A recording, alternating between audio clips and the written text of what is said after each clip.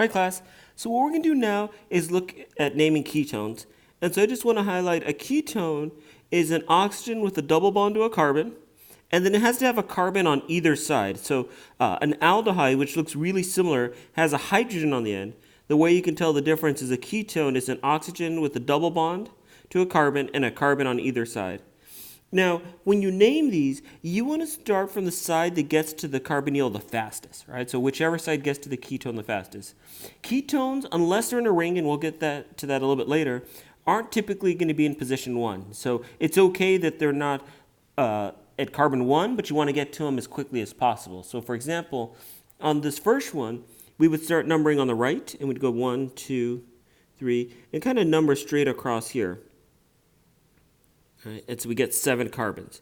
And so if you remember, 7 carbons is heptane.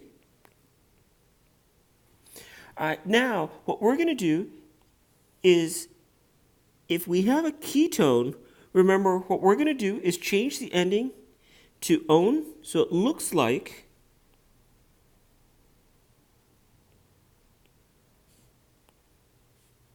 one.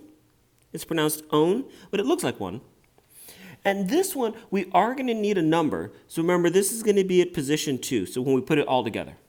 All right, the other parts that we have is we have 2 substituents. We have a methyl group on carbon 5 and on carbon 6. So if we write this all out, we're going to highlight these 2 groups. And it's going to be 5, 6. Remember, there's 2 of them, so it'll be dimethyl. And now we have to have this number, so it's going to be 2-heptanone.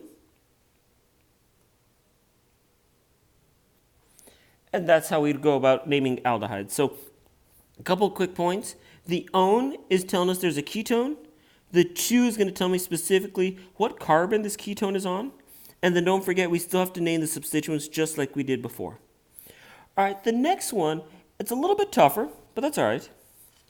Same idea, we want to start numbering on the side that gets us to the carbonyl the fastest. And remember, ketones have a higher priority than double bonds. All right, so this is going to take the precedence over the double bond. So we want to start numbering on the right.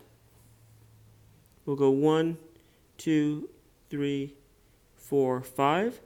And so remember, 5 carbons is pentane. We know that we're going to have to eventually get rid of the E and put -one. And this is specifically, I'm going to put it in carbon 2. Right? So that'll serve as a little reminder. The tricky part about this is there's also a double bond here between carbon 4 and 5. So if you remember, we have to change this portion to show that there's a double bond. All right, so the way we're going to put this together is we're going to put the double bond in front. All right, so the number, so we're going to say the 4.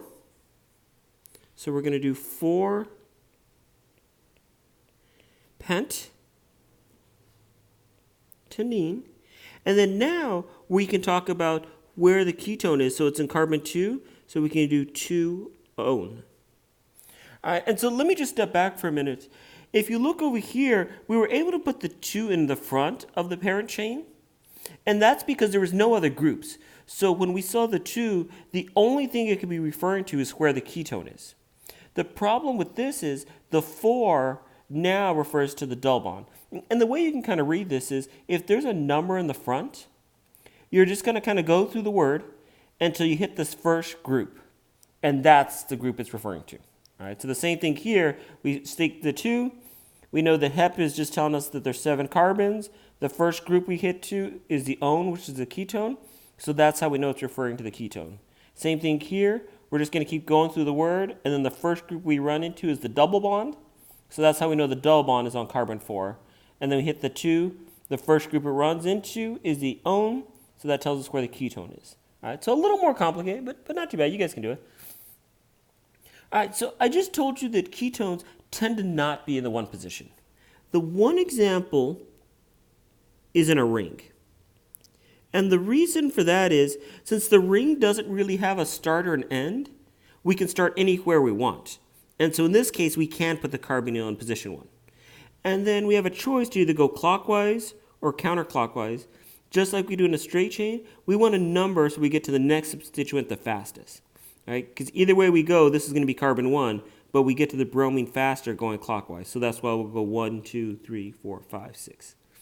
All right, so let's kind of name the ring first, and then we'll deal with the bromine. So remember, 6 carbons is hexane.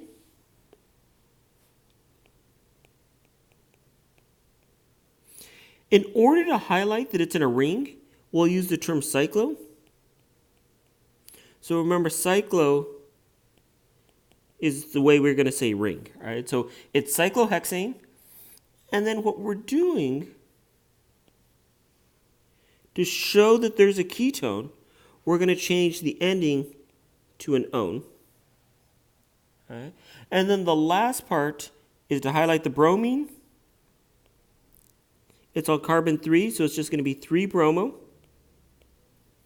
And then now, I've seen some people write 1. You really don't need to, because in a ring it's just implied that we're going to put the ketone in position 1. So it can be 3-bromo cyclohexanone.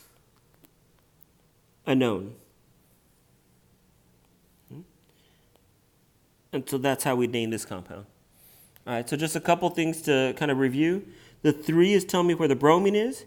Cyclo tells me the ring. Hex tells me it's a 6-membered ring. And the -one tells me it's a ketone. And this is the example where we didn't need a number, because in a ring we can put the ketone in the 1 position. It's not true in a straight chain. So in a straight chain you'll always have a number because it can be in any carbon. All right, I hope this was helpful.